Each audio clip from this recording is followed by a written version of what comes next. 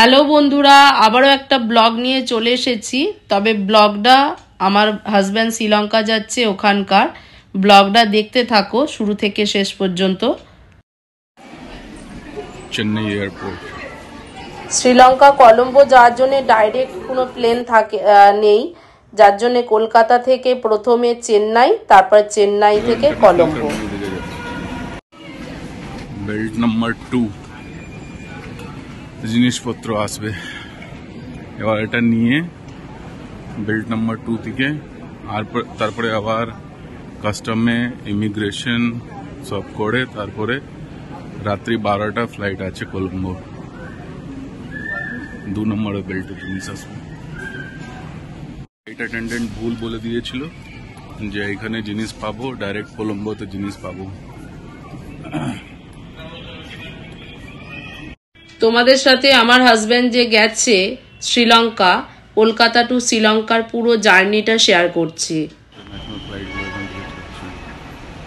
কলকাতা থেকে ফ্লাইট ছিল 6:15, ওখান থেকে উঠে চেন্নাইয়ে নেমেছে। চেন্নাইয়ে নামার পরে আবার 12টার সময় আছে কলম্বো যাওয়ার ফ্লাইট।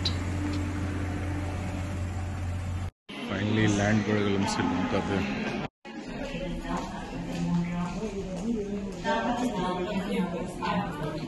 ইমিগ্রেশন হয়ে গেছে, এবার বেল্ট নাম্বার 4 থেকে ব্যাগ নেব।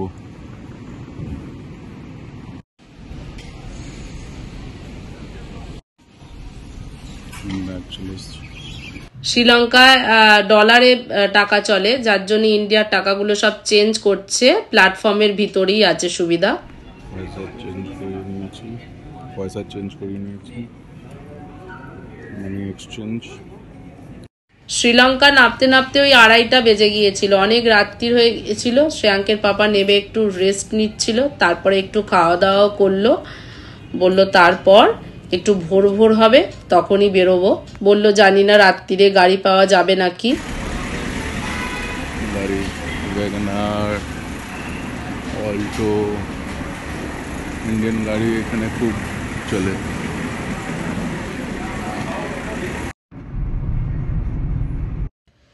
অনেকটা ভিডিওয়ে আমি ভয়েস ওভার করেছি, আর অনেকটা ভিডিওয়ে আমার হাজব্যান্ডের ভয়েস আছে।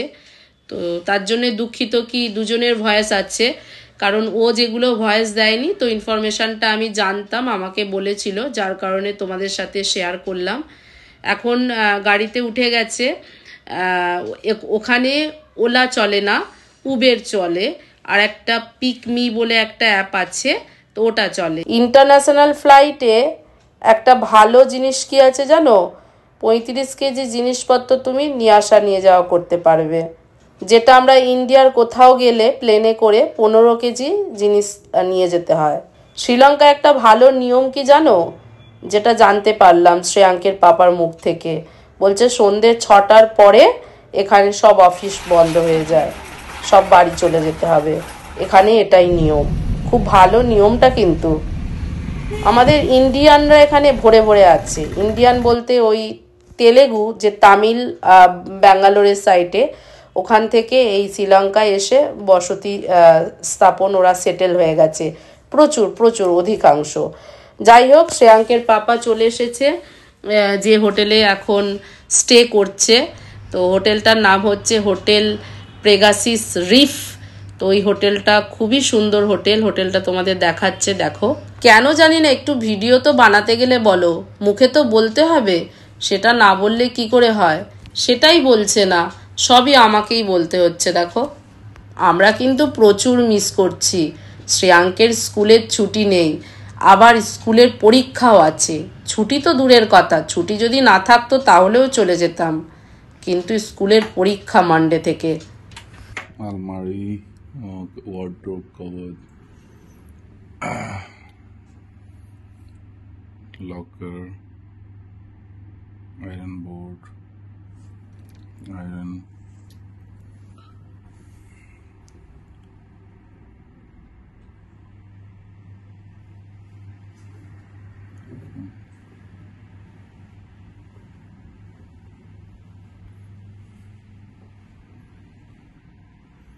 interesting part.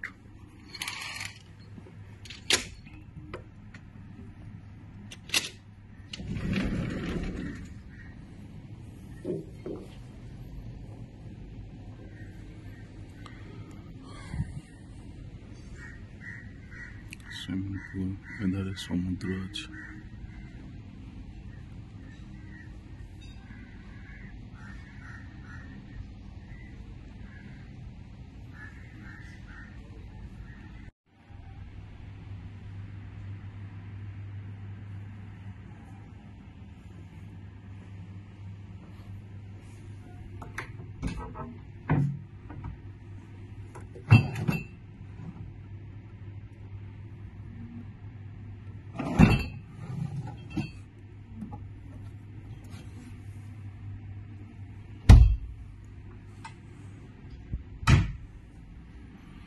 ভেজ খাবার অর্ডার করেছি।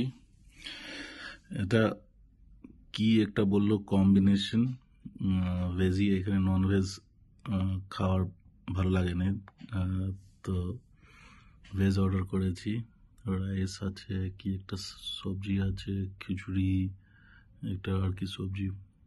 এটা টোটাল শ্রীলঙ্কান কারেন্সিতে LKR-তে 2850, ইন্ডিয়ান রুপিসতে 800, আর ডলারে $9 খাবার। সকালের ব্রেকফাস্টে এখানে কমপ্লিমেন্টারি, এখানে তুমি যাই খাবে টাকা লাগবে না।